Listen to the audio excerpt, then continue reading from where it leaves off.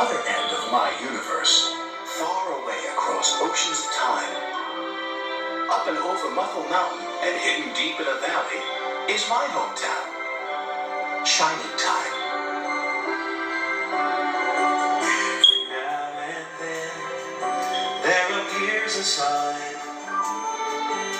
that points just round the bend to a place you'll find covered in clover. Magic comes over you, showing up right on time. This is your shining time, climbing through stars to your own cloud nine. Soft strokes of lightning paint the skies brightening upon your shining time. And by the way, I think that you're going to help me and Thomas somewhere in this story.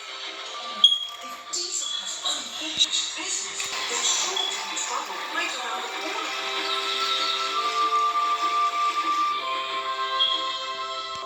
Sandalfly, bluefly, silverfly, that's it. And a still button.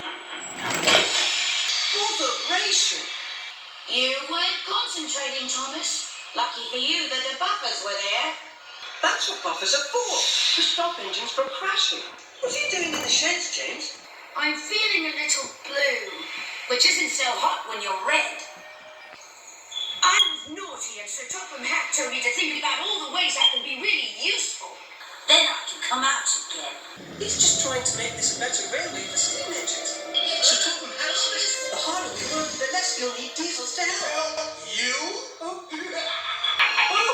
You'll always need help, because steam engines are cowardly, cranky, worn-out hunks of metal who couldn't hurt a fly. No, you're not. Yes, you are. Aren't.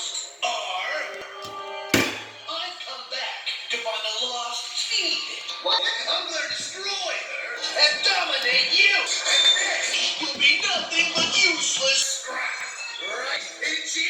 Big bully. We're really useful engines. You won't dominate us, and you won't destroy her. We won't let you. Neither of us can. I want to fetch them now. What lost engine?